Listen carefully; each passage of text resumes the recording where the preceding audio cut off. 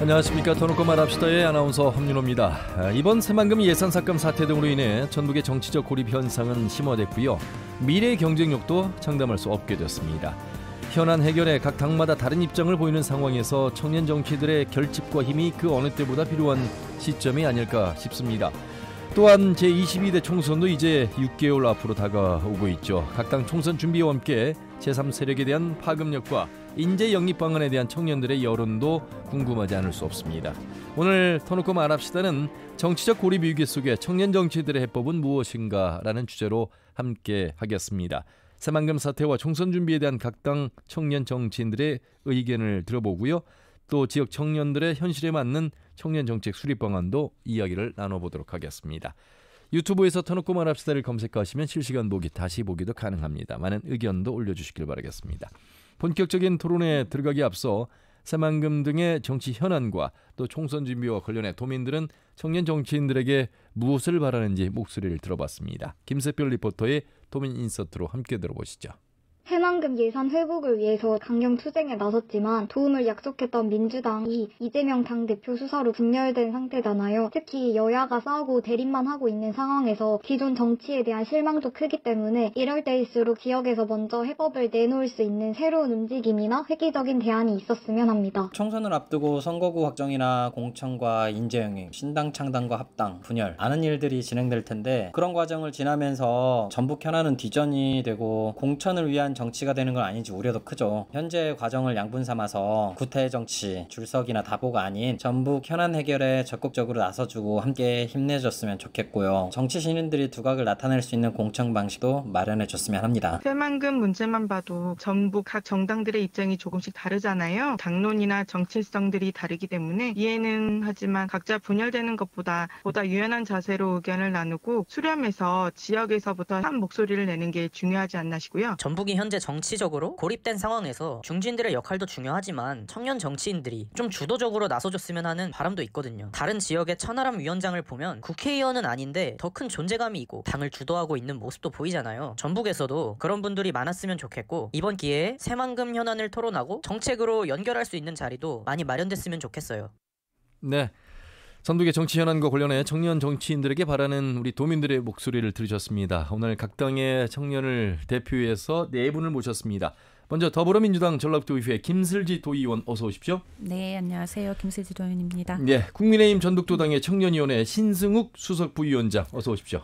네, 국민의힘 신승욱입니다. 예, 그리고 진보당 전북도당 청년위원회 최한별 준비위원장 어서 오십시오. 네, 안녕하세요. 진보당 최한별입니다. 네, 정의당 전북도당의 이명준 군산지역위원장 어서 오십시오. 네, 반갑습니다. 정의당 군산시 지역위원장 이명준입니다. 예, 네 분을 모셨습니다. 그런데 세 분은 저희 터놓고 말합시다에 출연한 경험이 있으시고 오늘 김슬지 민주당 도의원은 처음 나오셨는데 뭐 처음 나온 이유는 세 분이 뭐 실력이 있어서 자주 나오신 게 아니고 민주당은 청년 정치인이 많아요. 그래서 순번을 타다 보니까 이렇게 오셨고 또 시간대가 맞지 않아서 오늘 오셨습니다. 본인 소개를 좀 한번 해주시고요. 이제 1년 한 4개월 가까운 도의원 활동을 하셨잖아요. 그 경험 소감도 한번 좀 말씀해 주시면 좋겠습니다.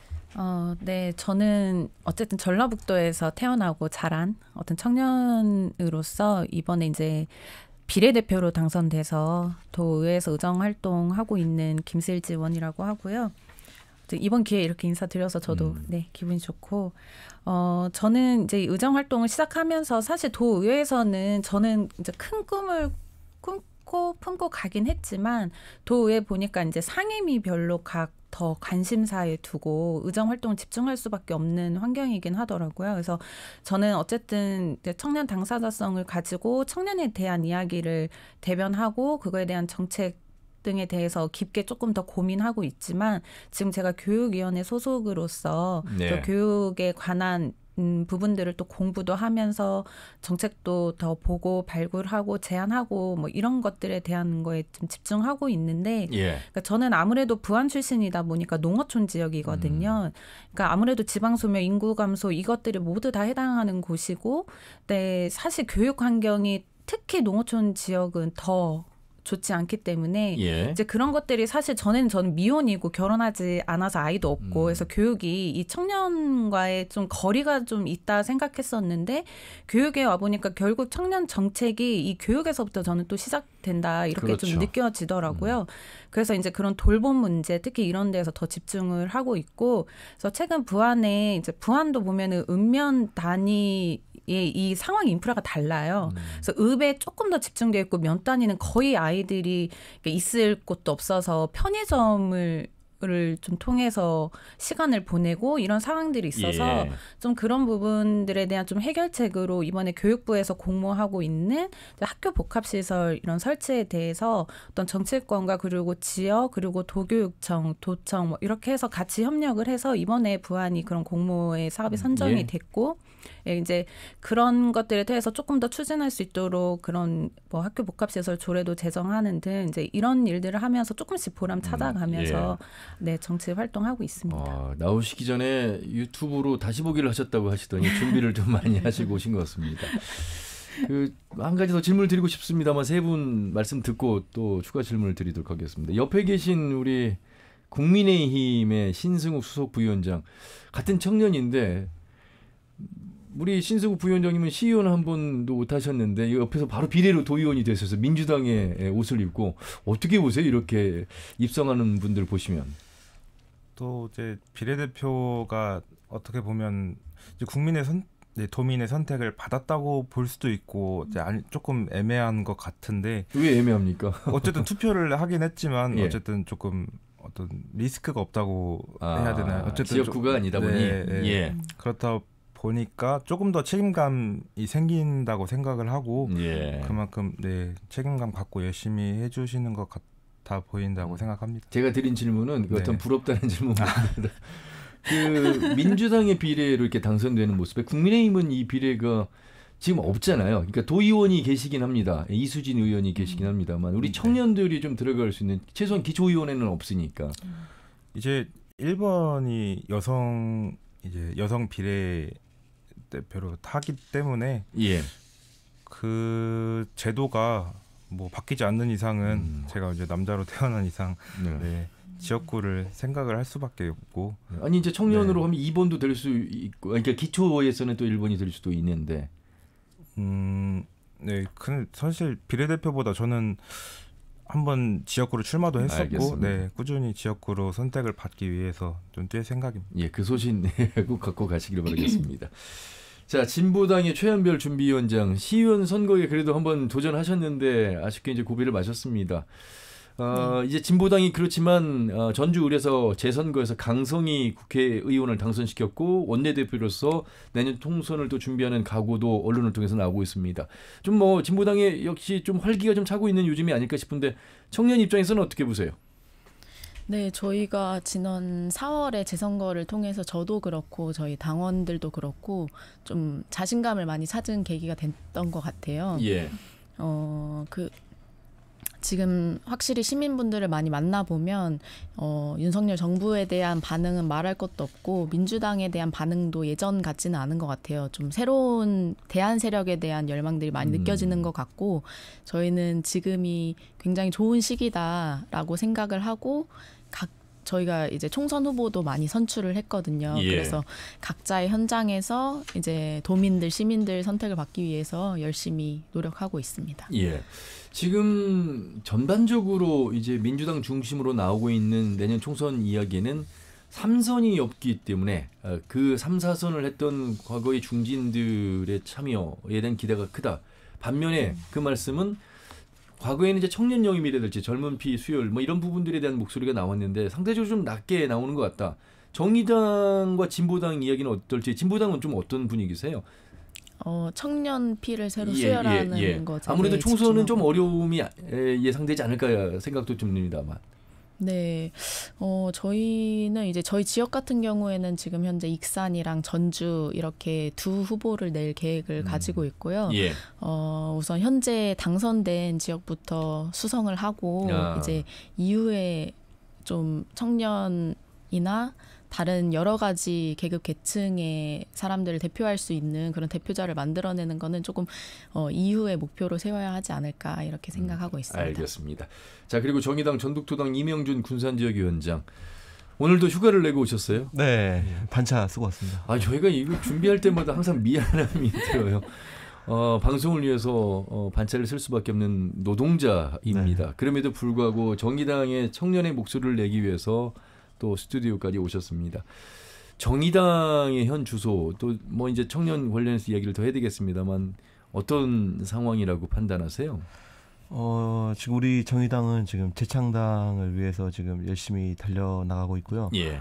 지금 현재는 이제 강서구청장 그 재보궐선거 그 권수정 후보를 지금 지원하는데 이제 총력전을 기울이고 있고, 예. 뭐 잘 아시겠지만 이제 그동안 뭐 우리 정의당 그 민주당 이중대다, 어쨌든 또 국민의힘 이중대다, 이중대 프레임에 좀 갇혀 있었는데. 예. 그래서 이제 그 정의당만의 색깔을 찾아가려고 지금 다들 노력하고 있거든요. 그래서 다음 총선 전까지 정의당다운 정의당 보여줄 수 있도록 하겠습니다.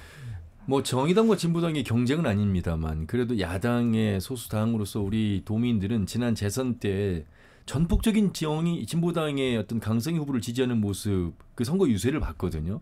정의당도 어떤 그런 모습을 보면서 내년 총선 내지는 또 지방선거에서 이렇게 똘똘 뭉치는 모습을 기대하거나 어떤 말씀들 많이 좀 나누셨을 것 같은데. 좀 부럽더라고요. 부러웠습니까? 이렇게 진짜 그 당원들이 모두 이렇게 전국에서 전국에서 오셔가지고 열심히 하셔서 이제 당선까지 이뤄내시는 거 보고 많이 부러웠는데, 일단 그 정의당과 진보당은 뭐 멀리서 보면은 좀 똑같아 보일 수 있지만 저희가 생각할 때는 너무 다르거든요. 달라서 그 당원들 성향도 좀 다릅니다. 그래서 이제 우리는 좀 그 각자 개개인의 그런 걸 좀 파편화돼 있다면은 진보당은 좀 결집되어 있는 그런 게 강하더라고요. 그 우리 정의당 같은 경우는 정의당만의 스타일대로 총선 잘 치러나갈 생각입니다. 제가 처음에 청년 정치 토크 시작하고 나서 끝나고 여러분들끼리는 자주 만나시고 공부하시고 교류하시길 바라겠습니다. 당은 다르지만 전라북도에서 한 공간 안에서 살고 있는 공동체의 일원으로서 고민점은 비슷하지 않을까, 이런 말씀을 드렸습니다. 그래서 어떻게 좀 교류하고 살았는지 그 근황이라고 할까? 제가 방송 시작 전에도 최소한 정치를 하겠다는 청년 정치인들만큼은 공부를 좀 해야 되겠습니다라고 제가 나름 뭐 조언 아닌 조언을 좀 드렸습니다만, 우리 김슬지 도의원은 이제 현역이시잖아요. 아무래도 이제 세 분은 정치 시작은 더 선배일지 몰라도 현역 의원이 되셔서 아무래도 이제 상임위가 교육이긴 합니다만 같이 공부하는 차원이랄까, 다른 다양한 사람들의 목소리를 듣기 위해서 활동을 합니다만, 이렇게 정당이 다른 분들과 교류나올까 소통은 좀 하고 계세요? 어떠세요? 이번 기회로 더 많이 소통을 해야 될 것 같고, 사실 아까 이제 서두에 시작하기 전에 말씀하셨지만 좀 청년 정치인들이 그러니까 많은 공부와 준비를 하면서 이 정치에 조금 시작을 하면 좋을 텐데, 저 또한 좀 그런 것들이 부족하다고 스스로가 이제 느끼고, 그렇기 때문에 저는 이제 1년 3개월 동안에는 좀 지역을 더 잘 알고, 그리고 의회에서의 또 제가 해야 할 일들에 대해서는 또 어떤 그런 행정이나 이런 부분들에 대해서 더 많이 알아야 돼서 좀 그런 것들이 집중하는 시간을 가져서 좀 교류를 좀 잘 못했던 것 같은데, 이제 이번 기회를 통해서 저도 좀 자주 만나주시고 대화해주시고 같이 공부해주시면 고맙겠다는 다음에 생각. 또 나오시겠다는 그런 의지를 또 말씀하셨습니다. 세 분은 뭐 계속 연속으로 세 번째 나오고 계십니다. 신승욱 부위원장, 그냥 요즘 청년 정치인, 현역이 아니다 보니까 청년 정치인이라는 표현도 적절할지는 모르겠습니다만, 그래도 국민의힘의 수석 부위원장이라는 직함을 갖고 생활을 하시기 때문에, 하지만 주업은 또 따로 있습니다. 소도 키워야 되고 뭐 하시는 일이 다양하시던데, 요즘은 어떻게 청년 정치인으로서 살아가고 계세요? 지금 이제 소를 키우고 있고 축산업이 본업이고 이제 하다 보니까 청년 농업인 관련해서 이제 정책으로도 많이 공부를 하고 있고, 이제 연말에 이제 토론회나 이제 이런 것들도 큰 행사를 준비를 하고 있고요. 이제 본업 말고도 지금 공인중개사로 또 일을 하고 있기 때문에 지금 이제 1년 가까이 되어 가는데 이제 대학생들 상대로 이제 임대차 관련 법률 상담이나 이런 것도 좀 진행하고 있고 예. 이제 국가유공자나 이제 좀 어려우신 분들께도 이제 무료로 중개도 해드리고 있고 이런 것들을 하면서 좀 부동산 관련해서 이제 공부를 할 게 많더라고요. 본인도 공부하시면서 도움도 네. 드리면서 이제 정책을 나중에 이제 수립할 때 또 네. 공약을 세울 때 큰 도움이 되겠네요. 준비 과정이네 그러니까. 네, 아직 그런 것들도 다 하나의 정치 준비 과정이라고 생각을 하고 또 이제 좀 더 공부가 필요할 것 같아서 지금은 전북대 대학원에서 네, 지금 부동산법을 전공하고 예. 있습니다. 국민의힘에서 탈당할 생각은 없으신 것 같고 네. 국민의힘의 옷으로 정운천 의원처럼 한번 우리 지역 안에서 입성하고 싶다 이런 어떤 생각을 좀 여전히 갖고 계신 거죠. 여전히 갖고 있고 이제 정운천 의원 같은 경우는 사실 가장 험지에서부터 시작을 하셨지만 예. 그래도 장관을 먼저 하고 그렇죠. 오신 거고 저는 뭐 그런 게 아니기 때문에 시의원부터 차근차근 도전해서 차근차근 배우려고 하고 있습니다. 예. 현재로서는 기초의원이 국민의힘은 우리 전라북도에는 없고 도의원의 비례에만 이수진 의원이 계시는 거죠? 시의원, 전주시의원, 익산시의원, 군산시의원 계십니다. 아, 그 지역구로 계십니까? 비례로. 네. 그러니까 지역구는 안 계신다. 네, 지역구는 아직 없습니다. 이게 지역구가 이제 곧 이제 탄생이 될 수도 있습니다. 열심히 하셔야 됩니다. 그렇지만. 네. 알겠습니다. 자, 그리고 이제 근황을 좀 들어보는 시간. 우리 정의당의 이명준 군산지역위원장. 이 노동자로 살면서 정치를 하겠다. 물론 진보당의 강성희 의원도 그렇습니다. 현대자동차의 노동자에서 택배에 관련된 또 종사자로서 그 자기 삶을 살아오다가 이게 정치 입문을 하는 경우를 우리는 이제 눈앞에서 지켜봤습니다. 우리 이명준 위원장님은 이 전북의 정치적 지형 속에서 정의당의 옷을 입고 나도 역시 지역구 기초부터 광역 내지는 국회, 지방선거까지 한번 뛰어보겠다라는 의지를 계속해서 갖고 계십니까? 네, 그 기회가 된다면 그리고 전라북도 정치에서 제 역할이 있다면은 뛰고 싶은 마음은 얼마든지 있는데 그러니까 지금 녹록지 않은 것 같아요. 녹록지가 않다. 네, 예. 요즘 지지율도 많이 안 나오고 있고 그래서 그래도 정의당의 전주시 한승우 의원 같은 분이 계시잖아요. 네, 지역구를 돌파하셨죠. 네. 좀 좋은 시기를 좀 기다리고 있다라고 이렇게 기다리는 겁니까? 준비하는 겁니까? 준비와 기다리는 거 두 개 다 합니다. 예. 좀 어떤 그 희망을 가지고 긍정적으로 한번 준비하시고 활동하시고 우리 다음 선거에서는 우리 여러분의 정치 경험을 통해서 정치적 준비를 통해서 새로운 정치적 세대 교체, 인물 교체 이런 부분들이 가능할 거라고 저는 봅니다. 물론 준비가 뒷받침되어야만 가능한 일이고. 자, 진보당은 조금 아까 앞에서 해주신 것처럼 이제 탄력을 받고 다음 총선을 준비하고 있는 가운데 과연 우리 최한별 위원장 같이 한 번의 선거의 경험에서 낙선을 했습니다만 그래도 다음 또 선거를 준비하는 이런 분들이 많아져야 될 텐데 제가 그 당시에도 화면커간다 현장 취재에서 인터뷰에서 드린 말씀이 선거 때만 후보자가 나온 것 같습니다. 이런 말씀 드렸거든요. 네. 평상시 준비하는 모습, 뛰는 모습을 우리 유권자들이 주변에서 볼 수 있어야 될 텐데 라는 아쉬움을 말씀드렸을 때 공감은 하셨는데 지금은 좀 달라졌다고 보십니까?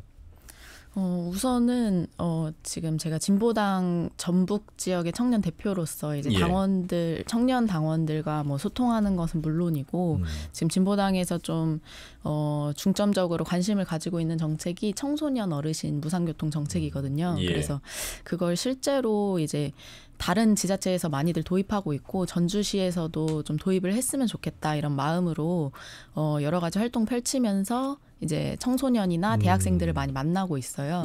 그 과정에서 굉장히 건강하고 정말 올바른 생각을 가지고 열심히 활동하고 있는 사람들도 많이 만나고 있어서 그렇게 열심히 활동하고 있다 이렇게 말씀드리고 그렇게 열심히 싶습니다. 활동하는데 언론에서 주목하는 정도는 좀 기대치 못 미친다 이런 생각을 좀 하세요?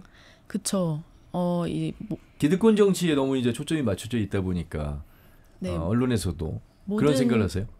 그쵸. 아무래도 뭐 새만금 이슈나 예. 뭐 중앙정치 이슈들이 거의 언론에 대부분 도배가 됐고 이런 예. 지역에 아직은 이제 이 정책이 도입된 바는 아니기 때문에 이런 이슈들이 많이 언론에 보도되기는 쉽지 않다고 생각을 해요. 그래서 근데 그런 부분은 저희도 이제 실제로 만날 수 있는 청년들 말고도 이제 언론이나 SNS를 통해서 만나는 부분도 더 고민이 필요하긴 하지만 예. 당장은 저희가 활동을 하면서 만나는 청년들하고 더 교류하고 좀 그러는 것들이 필요하지 않을까 이런 예. 생각을 합니다. 자, 그럼 지금부터는 진짜 본격적인 질문을 한번 우리 전라북도와 관련해서 이야기를 나눠봐야 되겠습니다. 우선 말이죠. 2030 이 청년 세대가 전북을 떠나는 숫자가 1년에 10,000명 가까이가 됩니다. 물론 이제 직업을 찾아서 떠나기도 합니다만 남아있는 우리 청년들은 또 어떤 생각으로 어떤 일자리 또 어떤 자존감을 지키면서 살고 있을까. 잘 살고 있는데 최근에 세계 스카우트 잼버리가 새만금에서 유치가 돼서 열심히 준비했습니다만 그 결과는 파행으로 빚어졌고 그 책임론까지 정부는 또 여당은 전북의 몫으로 돌렸고 이에 이제 우리 국회의원들 도의원, 기초의원 할 것 없이 삭발 투쟁 속에서 새만금 예산 삭감에 대해서 목소리를 높이고 있습니다. 잘잘못을 떠나서요. 청년 정치인들이 보시는 지금의 이 결과, 이 전북의 자존감이 무너져버린 이 사태에 대해서 좀 어떻게 바라보시는지 이게 참 뭐 쉬우면서도 어려운 질문일 것 같아요. 그래서 허심탄회하게 한번 그냥 시민으로서 도민으로서 이렇게 말씀을 한번 해보시면 좋을 것 같습니다. 김슬지 도의원. 예.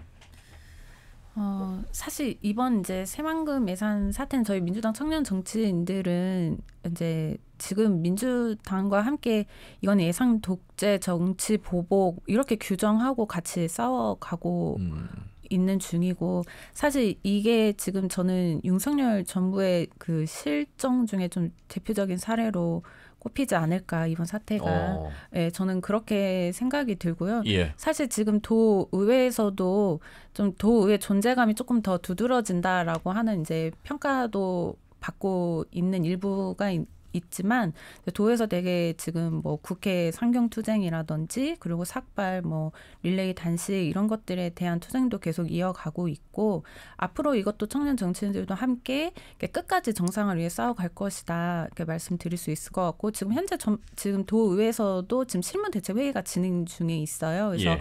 500만 범도민 결의대회를 또 준비하고 있고요. 그래서 그렇게 좀 계속 저희는 그런 좀 기조를 가지고 계속 함께 싸워갈 것이라 말씀드릴 수 있을 것 같습니다. 이제 결과가 그렇게 됐기 때문에 싸워가는 것인데 그 결과가 나오기 전에 어떤 민주당이라고 하는 또 전북의 어떤 정치력을 물론 이제 초선 비례도의원이 평가하기는 또 청년 정치인이 쉽지는 않겠습니다만 우리가 정말 여전히 홀대라고 할까 소외 어떤 정치력 이런 부분들이 약하긴 약하구나 이런 건 좀 실감하세요? 사실 저는 이제 비례대표 된 지 1년 3개월밖에 안 됐는데 이렇게 주변에서 이렇게 말씀도 하세요. 비례대표 된 지 1년 3개월 됐는데 참 이런 20년, 30년 만에 겪을 만한 일을 다 겪고 있다. 그렇네요. 네, 뭐 이런 말씀도 하시는데 그러니까 이제 전에는 외부에서 바라봤는데 이제는 직접 이 안에서 바라보니 그러니까 사실 말씀하신 것처럼 느껴지기는 해서 사실 저도 한때는 조금 뭔가 되게 실망하고 막 뭔가 그 좀 자괴감도 들고 여러 가지 그런 감정들이 들긴 하더라고요. 네네.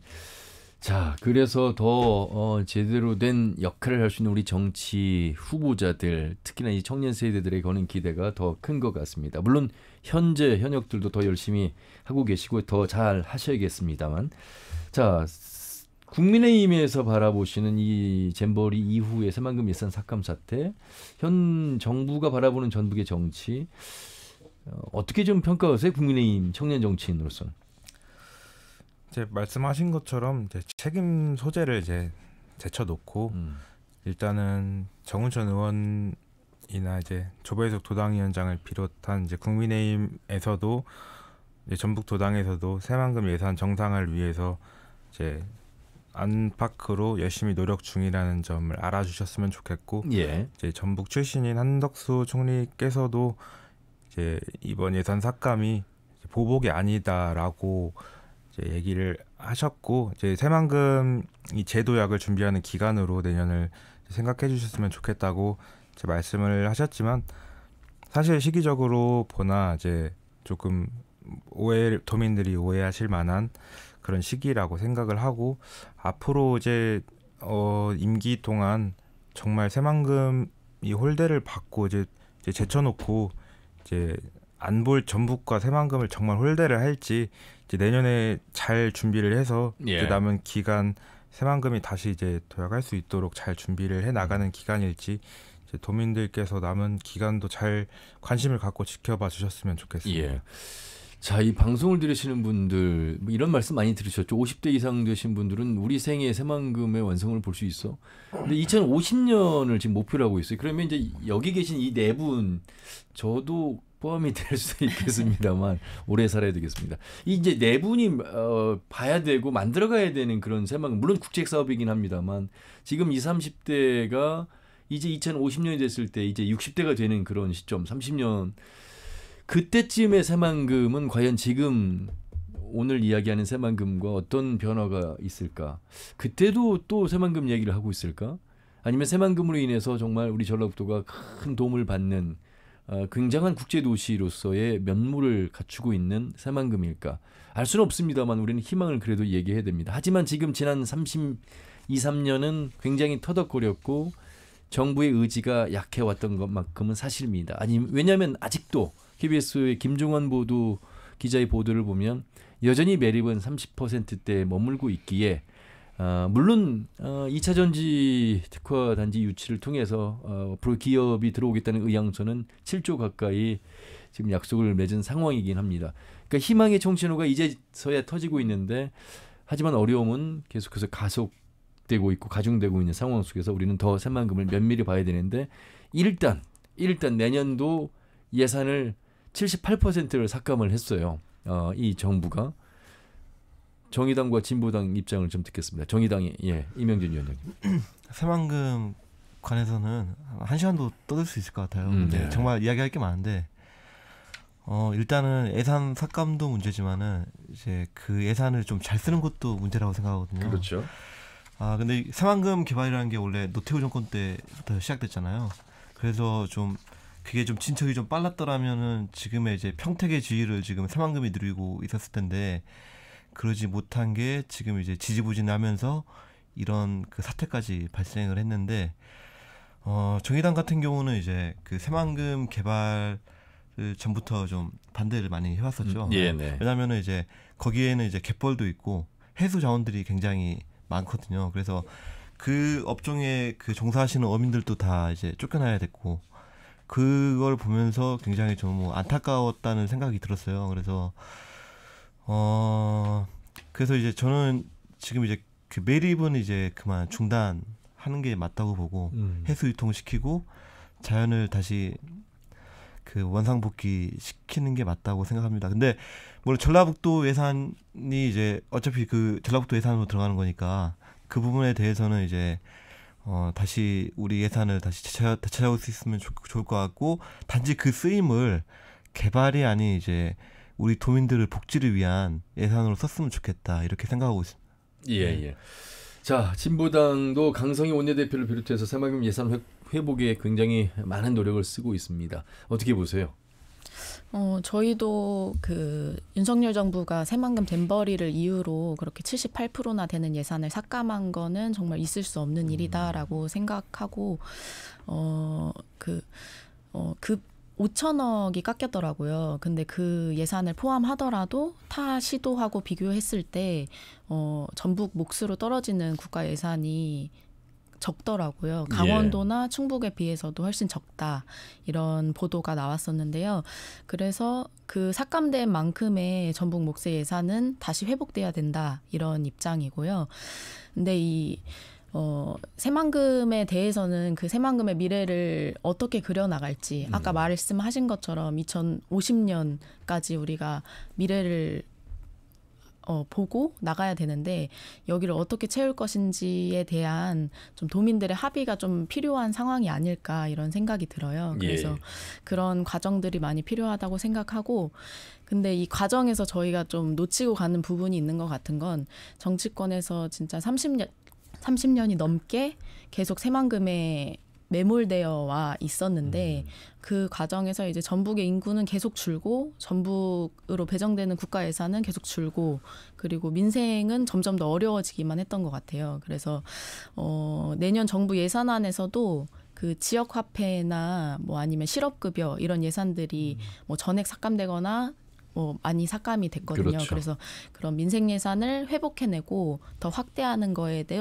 우리 정치권이 더 관심을 기울여야 된다 이런 생각을 갖고 있습니다. 예, 일단 뭐 예산 심의 단계가 남아 있기에 여기 계신 네 분의 정당이 다 다릅니다만 전북이라고 하는 우리의 지역을 위해서 예산 회복에 총력을 기울이실 거라 믿어 의심치 않습니다.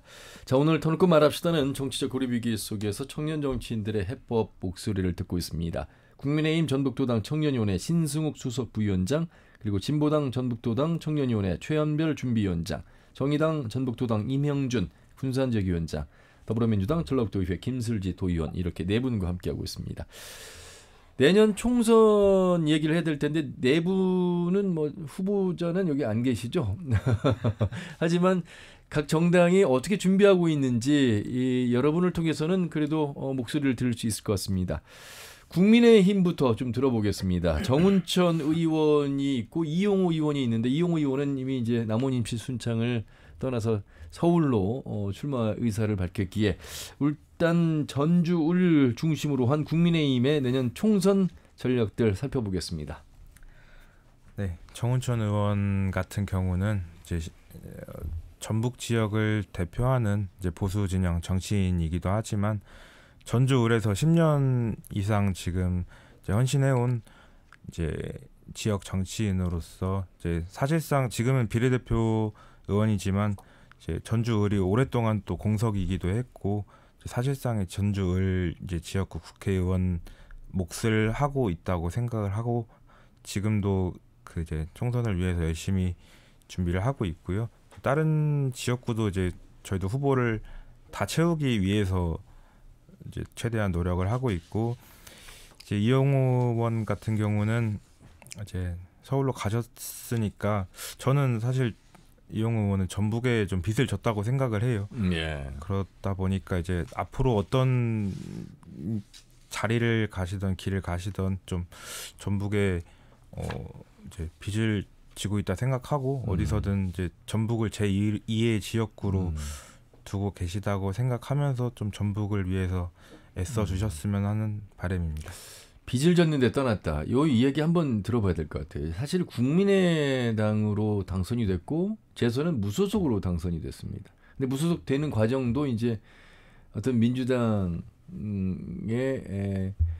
뭐 기댄다기보다는 민주당에 대한 의지 표시가 좀 있었고 그럼에도 불구하고 민주당에서는 이제 받아들이지 않았고 그리고 이제 대선 이후에 국민의힘으로 이제 입당을 하셔서 이 지역구에서 출마를 생각했는데 이제 떠난 상황이잖아요. 마포갑으로. 국민의힘의 옷을 입고 당선되기가 쉽지 않은 건 현실이잖아요. 사실이고. 예. 어떻게 평가해야 되겠어요? 이 청년 정치인들이 보기에는 이런 선배 정치인들이 우리 지역에 남아서 특히나 이 험지라고 하는 곳에서 살아남아 주신다면 큰 힘이 될 것 같은데 그렇지 못한 현실에서 좀 안타까움을 넘어서서 어떤 말씀을 좀 더 하고 싶으실까요? 안타까움을 넘어서서 솔직히 뭐 조금 계셔 주셨으면 하는 마음과 좀 어떻게 결국에는 표 계산을 해서 가신 거니까 안 되겠다 싶어서 이제 가신 거니까 그런 모습이 과연 서울에 가서도 그런 모습이 어떻게 보일지 생각해 보셨으면 좋겠습니다. 예, 알겠습니다. 자, 그리고 진보당 이야기 해보도록 하겠습니다. 앞에서도 계속 말씀드리고 있는 강성희 전주울 현역 의원 이후에 활력을 좀 더 내고 있고 탄력을 받고 있는 그런 진보당, 하지만 장담할 수 없는 전줄. 지난 재선 때는 민주당 후보가 없었기에 가능했었다라는 이제 여론도 있기에 내년 전주의를 중심으로 해서 진보당, 지금 전권희 익산 위원장이 함께 이제 출마를 하는 것으로 강성희 원내대표, 강성희 의원은 의사 발언을 했습니다만 어떻게 준비하고 계실까요?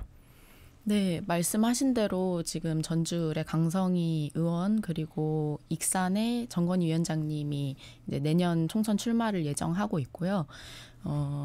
말씀하신 대로 올해 재선거와는 내년 총선과는 상황이 많이 다를 것 같긴 한데 저희가 실제로 만나는 민심이 많이 변화했다. 그 결과가 4월 재선거 결과였다라고 평가를 하고 있어요. 그렇게 평가하시는군요. 네, 저희가 아무리 열심히 했어도 과거 같았으면은 당선되기 어려웠다. 근데 이 윤석열 정부나 민주당에 대한 이제 염증이나 좀 새로운 대안 세력을 갈망하는 그런 결과가 같이 나와서 저희가 이 무명의 정치인이 당선될 수 있었다고 생각을 하고요. 그래서 좀 기존의 정당과는 다른 모습, 그리고 좀 정말 진심을 다하는 모습을 보여드리면 다시 저희가 재선될 수 있지 않을까 이렇게 생각하고 열심히 뛰고 있습니다. 예. 민주당 이야기하고 정의당을 좀 들어보도록 하겠습니다. 사실 뭐 민주당은 텃밭이죠. 우리 지역에 한 3, 40년 계속해서 어떤 일방적 지지를 받아왔습니다. 앞으로도 계속 그런 지지가 계속될 것인지는 알 수 없습니다. 제 지역 정당이라든지 제3정당이라든지 또 진보당 말씀하신 것처럼 이렇게 국민의힘에서도 진보당에서도 정의당에서도 열심히 노력하고 계시기에 전국 지역 총선, 아울러서 지금 잼버리 이후에 새만금 예산 삭감 속에서 민주당이 삭발투쟁을 하고 있고 똘똘 뭉치는 단합의 장은 됐습니다만 여기에 대한 책임도 아울러서 우리 도민들은 묻고 있습니다. 김슬주 의원님, 어떻게 좀 민주당 총선 준비 상황 점검을 하고 계시는지요? 일단 이제 정치는 워낙 뭐 변수가 많기는 해도 일단 민주당에게 국민들이 바라는 어떤 좀 지금의 현재 변화와 혁신 뭐 이런 것들에 대한 요구가 있을 거라고 생각이 들고 이제 이런 것들을 총선에 어떻게 반영할 것인지에 대한 이제 그런 것들이 당의 과제로 남아 있다 뭐 이렇게 생각이 들면서 현재 지금 전주도 뭐 그렇게 민주당이 그렇게 준비하고 아직 뭐 그 전력공천이라든지 이런 부분들에 대해서 확실한 바는 없지만 이제 그런 기조로 해서 저희가 준비를 하고 있습니다. 예. 그 처음에 드리려고 했던 질문인데 제가 깜빡했어요. 어릴 때부터 민주당을 생각하신 건지, 어떤 마음으로 정치를 생각하신 건지, 왜냐면 이제 현역 의원이시기 때문에.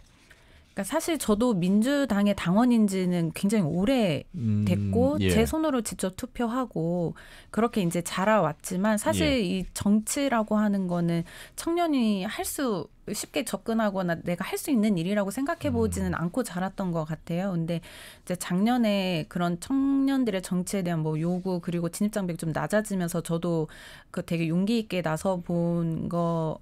근데 이제 그게 저희가 이제 비례대표에 이런 좋은 결과가 없긴 했지만 사실 저희의 이제 그런 환경조차도 지역의 환경도 있지만 저희 부모님 자체도 민주당에 굉장히 그렇게 하고 있고 그런 환경에서 저도 자라다 보니 이제 그런 민주당이 갖고 있는 어떤 그런 가치관 뭐 이런 기조 이런 것들에 대한 것이 저에게도 자연스럽게 들어와 있었고 그러니까 저는 사실 어떤 그 지역에서 자라나는 어떤 농어촌 지역의 어떤 청년으로서도 사실 민주당의 이런 철학들이 저도 잘 맞고 저 또한 그걸 대변할 수 있는 역할을 할 수 있다 생각을 하면서 계속 적으로 저도 민주당 당원으로서 역할을 했었습니다. 알겠습니다.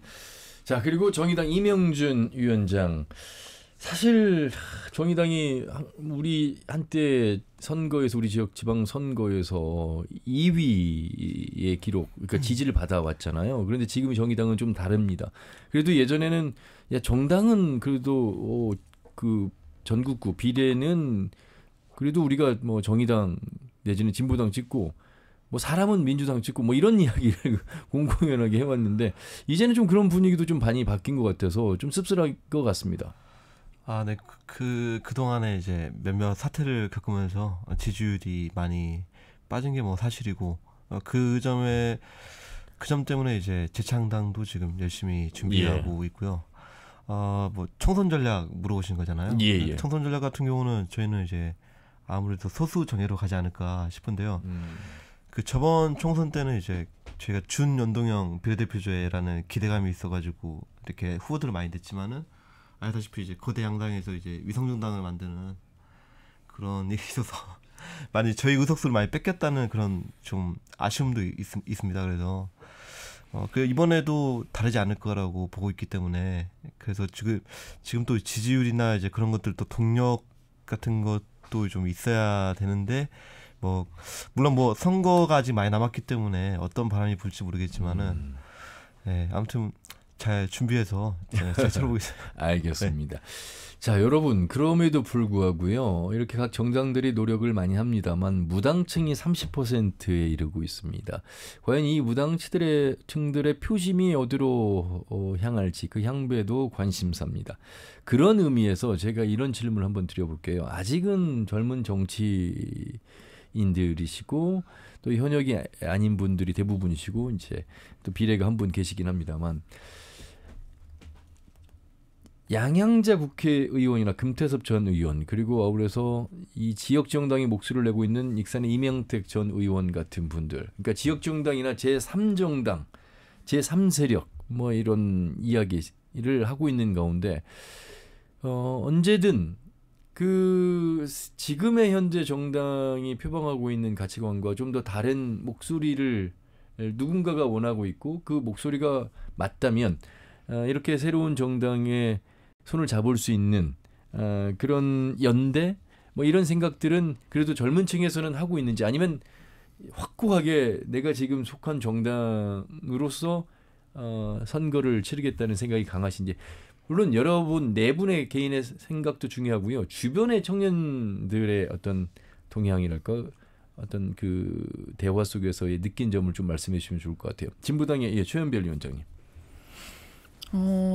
우선 제 생각은요. 지금 이제 정치권에서 막 신당들이나 뭐 제3세력 이런 이야기들이 많이 나오고 있는데, 그분들이 예상하는 것만큼의 그런 파급력은 없을 것 같다, 이런 생각이 들고요. 예전에 안철수 대표의 신당같이 그만한 대표 주자가 있는 것도 아니고, 그리고 뭔가 양당 정치는 이제 타파해야 된다 이렇게 주장을 하지만, 그동안 많은 것을 보여준 게 없는 상황에서 이렇게 시민들이 많은 선택을 할 것 같지는 않다, 이런 생각이 들어요. 근데 그분들과의 연대에 대해서도 물론 가능할 수 있지만, 저희가 좀 더 관심을 두고 있는 건 기존에 이제 이런 뭐 사회 불평등을 해소해야 된다라는 목적을 같이 하고 있는 진보 정당들과의 연대가 좀 더 우선적이지 않을까, 이렇게 생각하고 있습니다. 예. 이명준 위원장.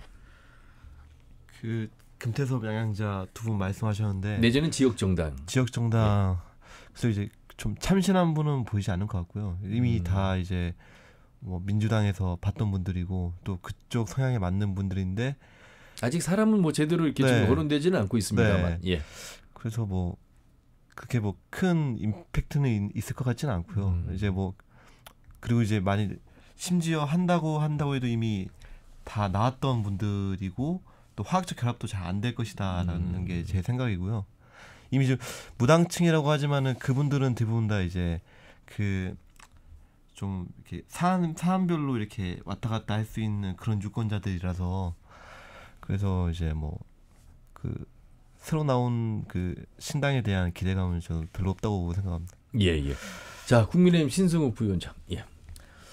항상 이제 총선 때마다 이제 제3세력 얘기가 나오고 신당도 나오고 하는데, 좀 일단은 이런 제3세력 얘기가 나오는 것부터가 사실 거대 양당이 잘 못하고 있는 증거라고 생각을 해요. 잘 했으면은 그분들이 이제 어떻게든 이제 민주당, 국민의힘에서 뭐 더 나은 활동을 하기 위해서 했을 텐데, 그런 것들이 어떻게 보면 정치 혐오에 이제 기반을 두고 날 수밖에 없다고 생각을 하고 또 그런 제3 세력이 오히려 더 양극화를 만들어내고 혐오를 만들어낸다고 생각을 해서 네 그런 것들이 사실 뭐 거대 양당이 아니더라도 평소에 꾸준히 활동해온 정당이라면은 모르겠지만 지금 이렇게 급조한 이제 저는 좀 패스트푸드 정당이라고 얘기를 하고 싶은데 국민들도 이제 더 이상은 속지 않을 거라고 생각합니다. 그 민주당 김슬지 의원에 대해서는 그 다른 질문을 드릴게요. 왜냐하면 뭐 연대 자체가 의미가 없는 전북의 민주당으로서 뭐 드릴 필요가 없는 질문이 있고 이 정치 신인 항상 이제 뭐 청년 가산점이랄까 뭐 여성 가산점 뭐 이렇게 얘기를 하고 있습니다만 그 가산점이 현실로 들어가면 자기 득표의 뭐 20% 이렇게 되기 때문에 어려운 게 현실이다. 결국엔 뭐 현역 중심으로 갈 수밖에 없는 그런 어떤 경선 과정이다. 이런 얘기를 합니다. 그래서 이제 비례이긴 하나 다음엔 또 비례일 수 없으니 정치를 이제 해야 된다면 그게 총선이든 지방선거든 지역구로 이제 뛰어들어야 되잖아요. 어떤 그런 면에서 봤을 때 더 많은 우리의 청년 정치인들이 민주당에 들어와서 균형과 조화를 맞출 수 있기를 기대하는 마음속에서 한번 생각을 해줘서 말씀해 준다면요. 실제로 어렵다고 보세요? 그 청년 내지는 신인들이 이렇게 들어가기가? 사실 굉장히 어렵고 이제 주에서 특히 저 같은 경우만 말씀드려도 이제 비례대표로 시작하긴 했지만 다음 지역구를 차지해서 이 다음에 정치 생명 이어간다는 것 자체를 주변에서 어렵다라고 보고 있다는 것 자체는 어쨌든 청년들이 그 정치에 그걸 지속적으로 이어갈 수 있는 그 환경이 좀 되게 열악하다라고 주변에서도 그렇게 평가하듯이 저 또한 그 내부적으로 그렇게 저도 느끼고는 있습니다. 근데 이제 다만 전에는 청년 정치인들을 영입하기 위해서 어떤 진입 장벽을 낮춰주고 했지만 지금은 청년 정치인들한테 요구하는 게 어떠한 그런 역량과 능력을 더 보여주고 이제 그렇게 그런 것들에 대한 그 국민들한테 또 국민들한테 그런 신뢰를 또 보여줌으로써 그런 거에 대한 좀 기대가 있는 것 같은데요. 그런 기대를 좀 충족하면서 다음 정치에 대한 준비를 할 수 있도록 저 또한 노력하겠지만 아까 말씀드렸듯이 청년 정치인들도 그런 준비들이 좀 많이 필요할 것 같아요. 그래야만이 이제 그 외부에서 바라보는 것도 청년 정치인들이 충분히 그런 역할들을 할 수 있겠구나라고 하는 어떤 신뢰를 얻을 것 같고요. 그래서 약간 정말 그 마음이 있고 정치에 관심이 있고 그거에 대한 역할을 해보고 싶은 청년 정치인들은 그러니까 사전에 많은 준비를 통해서 그거에 대한 신뢰를 얻어야 될 것 같다는 생각이 듭니다.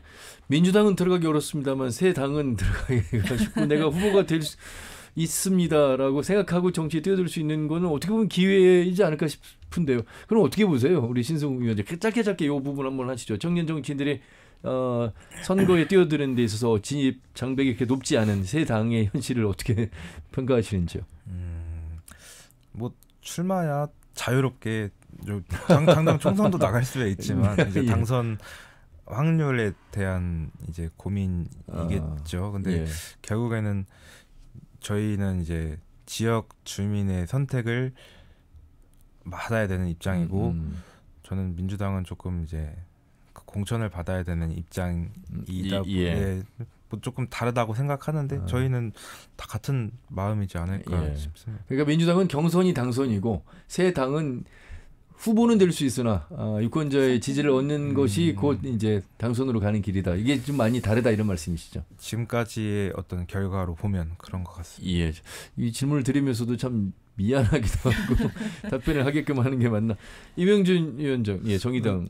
그 아나운서님 말에 좀 반대인 게 당선 가능성도 진입 장벽이거든요. 그래서 이렇게 왜냐하면은 대구 경북 같은 데서 이제 국민의힘 깃발 들고 나오면은 당선되기 쉽고 호남에서 이제 민주당 깃발 들고 오면은 당선되기 쉬운 것처럼 그 정치인들한테 진입 장벽이란 거는 이제 당선이 보장이 되고 그러면은 이제 그 선거 비용도 당선 후에 그걸 보고 이제 득표율에 따라서 보장 받을 수 있고 그런 거기 때문에 아무래도 이거 물론 뭐 후보야 얼마든지 나올 수가 있겠지만은 후보들도 이제 그 내가 10%를 달성하냐 15%를 달성하냐도 굉장히 중요하기 때문에 우리 같은 이제 군소정당은 굉장히 그러니까 선수로 뛸 수는 있으나 그 선거 비용을 보전 못 받을 수도 있고 낙선은 더욱더 확실할 것 같고 하다 보니까 이제 용기를 못 낸다 이런 말씀이시죠? 네, 맞습니다. 예. 솔직하게 말씀들을 다 해주시네요. 그럼에도 불구하고 최현별 지역위원장은 지난 지방선거에서 시의원 기초 지역구로 지금 선거에 뛰어들으셨잖아요. 네, 지난 선거에서 송천동에 이제 시의원 후보로 출마를 했었는데요. 제가 13%를 얻었거든요. 첫 출마에. 많이 받으셨다고 생각하세요? 네, 저는 그게 이제 4명 중에 4위긴 하지만 그래도 많은 득표를 얻었다고 생각하고 정말 감사하게 생각을 하거든요. 예. 근데 정말 그 오랜 기간 잘 준비한다면 저는 지역구에서 충분히 진보당 그리고 뭐 다른 정당들이라고 하더라도 돌파할 수 있다고 생각을 해서 저희 당은 열려 있으니까 많은 청년들이 오시면 좋겠다 이렇게 말씀드리고 싶습니다. 직접 선수로 뛰려면 이제 진보당이나 정의당, 국민의힘으로 가시고 민주당은 조금 더 어려움이 있다. 뭐가 좋은지는 잘 모르겠습니다만 현실은 그렇습니다. 자, 어느덧 청년 정치 각 정당의 4분 모시고 말씀을 나누고 있는데 마무리해야 될 시간이 왔습니다. 사실 뭐 청년 정책과 관련해서 해야 될 이야기가 많습니다만 지금 정책 이야기보다도 총선을 앞두고 그래도 지금 현재 정당 속에서 청년의 어떤 위치라고 할까 또 현 주소 이런 부분들이 더 궁금했기에 그 부분에 포커스를 맞춰서 질문을 드렸습니다. 마무리 말씀을 1분씩 이렇게 해주시면 좋을 것 같습니다. 그래도 항상 야당일 때도 여당이고 여당일 때도 여당인 민주당 이야기가 1번으로 돼야 될 것 같습니다. 김슬지 더불어민주당 전라북도 의원 말씀해 주시죠. 마지막 인사인 거죠? 네. 저도 이제 제가 비례대표 시작을 할 수 있었던 것은 사실 저는 이번에 민주당에서는 비례대표 경선을 했거든요.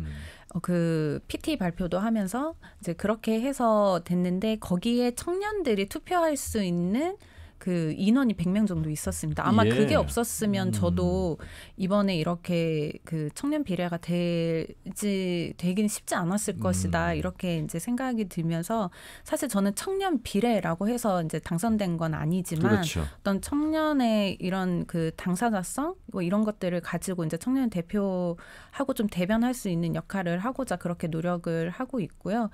사실 이게 지금 내가 사는 지역 그리고 내 삶이 변화하려면 제가 여기 와서 더 느끼는 거는 청년들도 정치에 더 많은 관심을 두고 그리고 그거에 대한 준비를 좀 하고 관심을 끊임없이 가져주는 게 내 삶이 변화하는 거에 대한 일부라고 생각합니다. 그래서 그런 부분들을 청년분들도 사실 많이 그 생활하고 이렇게 목소리를 내면서도 반영되지 않는 이런 현실 속에서 많이 지치고 그럴 텐데 그걸 지치지 마시고 끊임없이 함께 목소리 내어주고 관심 가져주시면 좋겠다라는 말씀 꼭 드리고요. 마지막으로 저희 민주당 그 전북 500만 도민 그 범도민 결의대 준비하고 있습니다. 그때도 꼭 청년들도 많은 관심 갖고 참여해 주셔서 전라북도의 자존심을 좀 지켜주셨으면 좋겠습니다. 알겠습니다. 네, 감사합니다. 국민의힘의 신승욱 부위원장. 네, 이제 저도 이제 4번째 녹화인가요? 그런 것 같은데 지난번 녹화 이후에는 한번 저희가 모여가지고 오프 더 레코더라고 해서 한번 그러셨어요? 따로 한번 자리를 이제 만들었었는데 왜 저는 안 불렀어요?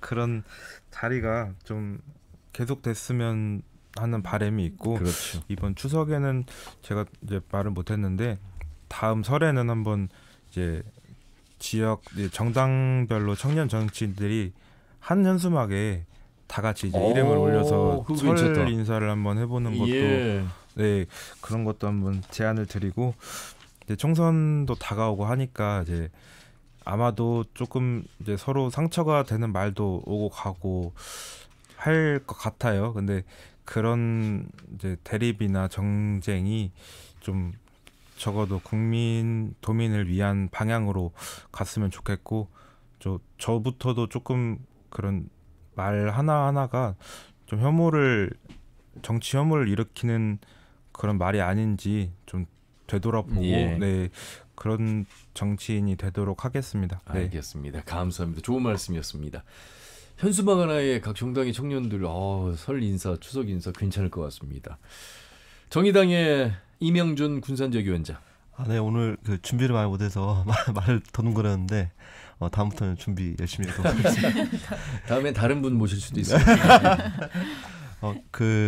아까 그 김슬지 그 의원님 말씀하셨던 대로 정치는 관심을 많이 가지셔야 됩니다. 그래서 정치가 바뀌면 우리 생활도 바뀌는 거라서 항상 관심 많이 가졌으면 좋겠고요. 그리고 우리 정의당이 지금 어떻게 보면은 좀 욕먹는 포지션을 많이 취하고 있긴 한데, 근데 좀 그런 말도 사실 이런 말이 좀 적당할지 모르겠지만은 좀 듣기 안 좋은 소리를 많이 합니다, 저희가. 그래서 물론 뭐 그럴 수 있겠지만은 우리는 지금 포퓰리스트 정당이 아닙니다, 사실. 아무리 주민들이 반대한다고 하더라도 우리 사회가 어떤 올바른 방향으로 나가야 될지에 대해서 명확히 제시한다고 생각하거든요. 그게 정당의 역할이라고 생각하고 있기 때문에 주신 욕은 달게 받고 우리의 신념이 이게 맞기 때문에 이대로 계속 나가겠습니다. 알겠습니다. 고맙습니다. 진보당의 최연별 위원장. 네, 오늘 토론 주제도 새만금이 많이 나오고 했었는데 새만금도 많이 중요하긴 하지만 실제 이제 청년들은 이제 여기에서 계속 살지 아니면은 떠나갈지 이런 기로에 놓여 있는 청년들이 많이 있는 것 같아요. 그래서 좀 더 머물고 싶은, 살고 싶은 그런 도시 만들기 위해서 여기 모인 우리 청년 정치인들이 좀 더 책임감을 가져야 할 것 같고 가지고 있다고 생각을 해요. 그래서 각 정당은 다르지만 저희가 같이 협의할 수 있는 부분은 같이 힘 모아서 같이 해나갔으면 좋겠습니다. 감사합니다. 잘 들었습니다. 정당은 다르지만 청년이라는 공통점, 도민이라는 공통점으로 함께 서로 머리를 맞대고 소통하면서 전북의 발전을 위해서 정치해 주시기를 바라겠습니다. 네 분 말씀 잘 들었습니다. 고맙습니다. 감사합니다. 정의당 전북도당의 이명준 군산지역위원장, 더불어민주당 전라북도의회 김슬지 도의원, 국민의힘 전북도당 청년위원회 신승욱 수석부위원장, 진보당 전북도당 청년위원회 최연별 준비위원장과 함께했습니다. 터놓고 말합시다는 다음 주 일요일 오후 5시 5분에 인사드리죠. 함윤호였습니다. 고맙습니다.